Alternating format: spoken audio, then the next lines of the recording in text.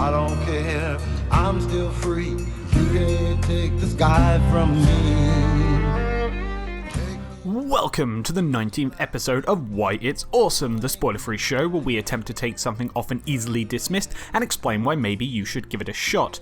The intention with this series is to help new fans find something they'll enjoy that initially they might have passed over, or so that people who are already fans can pass this video on to their friends to persuade them to give the subject in question a go. This week, because of a comment we received a while back and because it is one of my all-time favourite shows, we are looking at Firefly, and I think this has been requested a few times, but I cannot find any other comments recommending it, so sorry if you did. Back on topic, Firefly is a space western set 500 years in the future. The Earth we live on today got all used up, so we jetted off in some might fancy spaceships to a new star system. Led by Captain Malcolm Reynolds, the show follows the adventures of the Firefly class spaceship Serenity as we see 9 people looking into the blackness of space and seeing 9 different things. Created by nerd icon Joss Whedon, Firefly ran on Fox in 2002.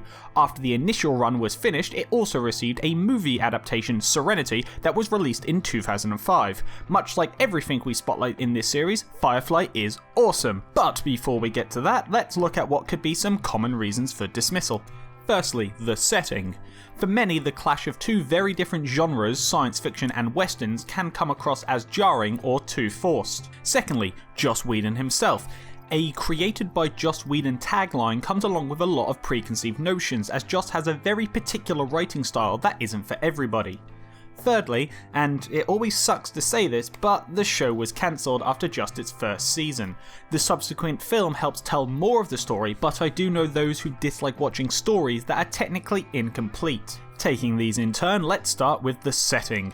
Firefly took the metaphor of space operas as westerns quite literally and ran with it, creating a universe that contains both starships and horse-drawn carriages. This literal implementation of the show's more western elements can be a little off-putting. With 500 years into the future, yet a significant portion of the universe looks and talks like they're from 19th century America. In lesser hands, this universe might have been a unique but ultimately useless MacGuffin, simply existing as a backdrop for the story to take place in. However, the feel and level of detail Joss puts into the verse truly makes this a richly compelling conceit in its own right, as detailed and interesting as some of the main characters. Speaking of which, this initial oddball mashing of genres very quickly becomes easily accepted when introduced to the biggest strength this show has, the fantastic characterization of the main and supporting cast. The introduction to these characters making their way through the verse, doing the best they can despite everyone being against them, really helps you buy into the universe. By the end of the first episode, any initial worries I had about the setting had completely gone from my mind.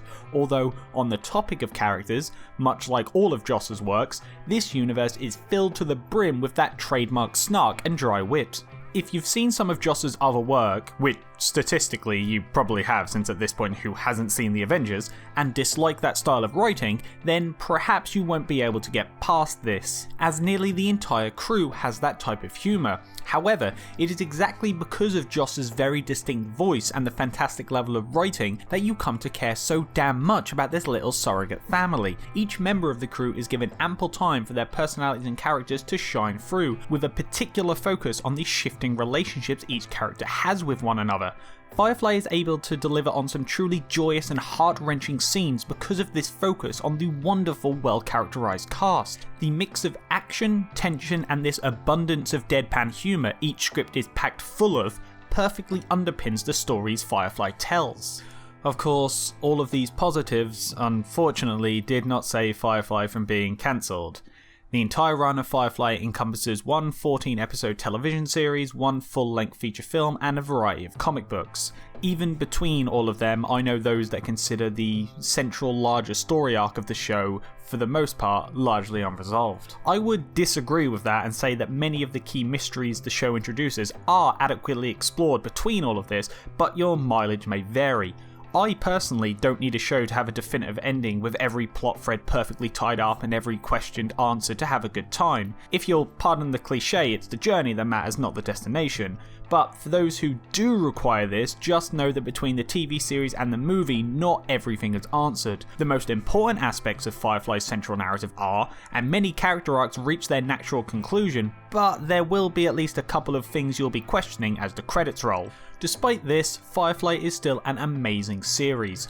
Creative plotting, sharp writing, and a cast whose delight at getting to film this practically emanates from the screen makes this a joy to watch over and over again. If you haven't seen this yet, hop on board, meet this crew of big damn heroes and check it out. And that's it for another episode. So, what did you think? Did you enjoy this video? Let me know with a like, and if you would like to see more, feel free to hit that subscribe button. Is there something that you love that other people just don't seem to get that you might want me to look into and make a video about? Let me know in the comments. And while you're there, what do you think about Firefly? Do you like it? Do you dislike it? And why? What is it about the show that makes you feel that way? Leave a comment to start a discussion, and, as always, thank you for watching.